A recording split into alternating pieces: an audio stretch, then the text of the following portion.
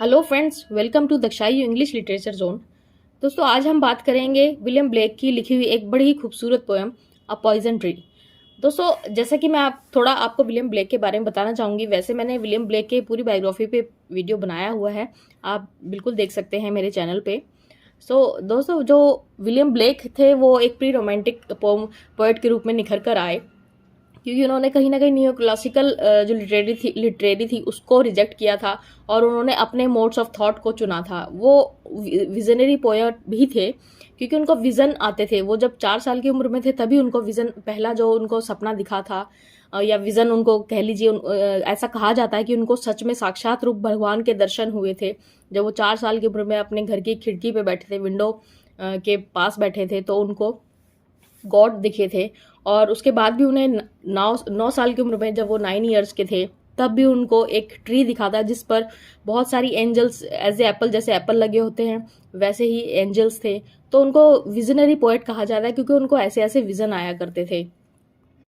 And that is why this was the reason why he is often described as pre romantic और transitionary poet. तो चलिए हम बात करते हैं उनकी लिखी हुई पोएम अ पॉइजन ट्री। दोस्तों, पॉइजन ट्री का हम लाइन बाय लाइन इसमें पढ़ेंगे और मैं आपको इसमें पूरा डिस्क्रिप्शन में आपको करके दूंगी, क्योंकि बहुत ही अच्छे से उन्होंने इसे, विजनरी पोएट थे तो इसलिए उन्होंने इस पोएम को भी जब लिखा तो उन्होंने इसके विजन डाले इनमें। उन्होंने पिक्टोरियल इसको थ्योरी में लिखा है, उन्होंने स्केच भी अपने बनाए थे इस पोएम में। तो चलिए शुरू करते हैं। इसकी first line, a poison tree. I was angry with my friend. I told my wrath did end. I was angry with my foe. I told it not, my wrath did grow. तो William Blake इस stanza में ये कह रहे हैं कि आई was angry with my friend, मैं अपने फ्रेंड के साथ एंग्री था और मैंने जो अपना एंगर है, जो मेरा रथ है, मेरा निराशापूर्ण जो गुस्सा है, वो मैंने, माई रथ डिड एंड, वो एंड हुआ when I was angry with my foe. और जब मैं अपने फो यानी कि यहाँ पे दोस्तों एक दुश्मन को कहा गया है, समझ लीजिए आप। Basically for William Blake, foe is someone with whom we cannot be so honest और प्रैक्टिकली बाय डेफिनेशन। और दुश्मन कह लीजिए, हिंदी में तो वो ज़्यादा ईजी है। तो वो उस चीज़ के लिए कह रहे हैं कि जब उन्होंने अपने वो फ्रेंड के साथ गुस्सा थे तो उन्होंने अपने फ्रेंड को वो बात बताई, अपने गुस्सा होने की, नाराज़गी का रीज़न बताया और उनका गुस्सा एंड हो गया, डिड एंड। लेकिन जब वो अपने दुश्मन के साथ एंग्री हुए, उन्होंने उसको अपने गुस्से के बारे में नहीं बताया और वो बढ़ गया, क्योंकि वो नहीं बताया गया तो वो और उनके अंदर ही बढ़ गया। और सेकंड स्टैंजा में वो कहते हैं, and I watered it in fears night and morning with my tears and I sun it with smile and with soft deceitful wiles.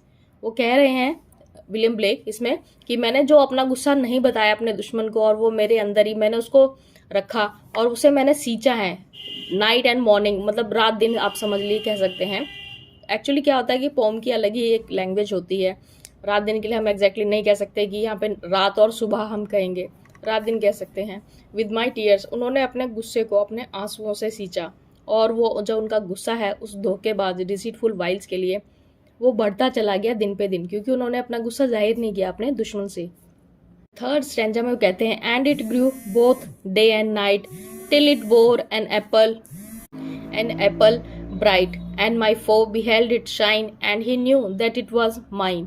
वो कहते हैं कि ये जो मेरा गुस्सा है वो रात दिन जैसे बढ़ा, वो अंदर ही अंदर ग्रू हो रहा था। Till it bore an apple it bright, जैसे कि एक सेब छोटा सा होता है, वो चमकता है, बड़ा होता है अपने पेड़ पर। And my foe beheld it shine, उसको बढ़ते हुए उसकी चमक देख रहा है मेरा जो दुश्मन है, और उसे पता भी, and he knew that it was mine, कि वो मेरा है। फोर्थ स्टैंडर्ड में कहते हैं, and into my garden stroll, और मेरे गार्डन में से वो उसे, जो मेरा फो है, मेरा दुश्मन है, उसको चुराने की सोचते हैं। When the night had veiled the pole, जब रात की रोशनी एक बड़े खंबे पर पड़ती है। इन द मॉर्निंग ग्लैड, और सुबह मैं उठता हूँ।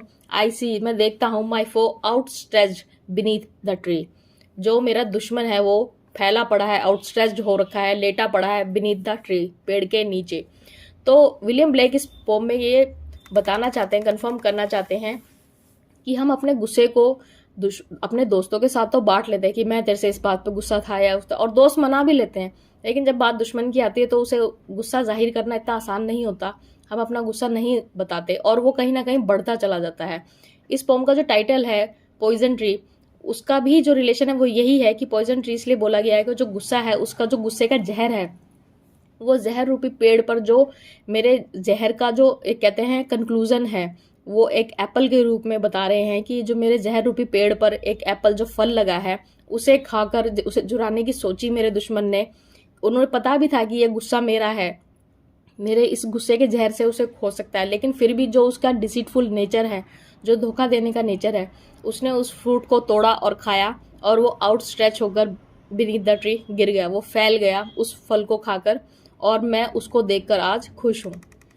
तो दोस्तों और मैं आपको एक चीज़ और बताना चाहूँगी कि ये जो टाइटल है पॉइजन ट्री, ओरिजिनली इसका जो टाइटल था पहले वो क्रिश्चियन फॉरबियरेंस था, लेकिन वो बाद में विलियम ब्लेक ने कुछ सोचा और उन्होंने अपनी पोम का जो फिर टाइटल रखा वो पॉइजन ट्री कर दिया। बट पहले ये आप लोग ध्यान में रखिएगा, और प्लीज़ आप वीडियो को ज़रूर अंत तक जरूर देखा कीजिए, क्योंकि कुछ ना कुछ ऐसी बातें ज़रूर निकल कर आती हैं जो आपकी जो एक्स्ट्रा मेहनत है, एक्स्ट्रा आप अपने कोर्स को फुलफिल करने के लिए, अपने एग्जाम्स के आंसर्स करने के लिए करते हैं, वो मेहनत कहीं ना कहीं कम हो सकती है अगर आप वीडियो अंत तक देखते हैं, तो आपको पता चल जाता है। जैसे ये बड़ी ही इंपॉर्टेंट बात है कि आपसे क्वेश्चन पूछा जा सकता है कि पोम का जो ओरिजिनल टाइटल था वो क्या था, जो कि था क्रिश्चियन फॉरबियरेंस, लेकिन इसे बदल कर बाद में विलियम ब्लेक ने अ पॉइजन ट्री कर दिया था।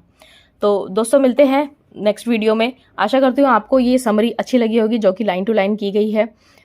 थैंक यू दोस्तों, टेक केयर।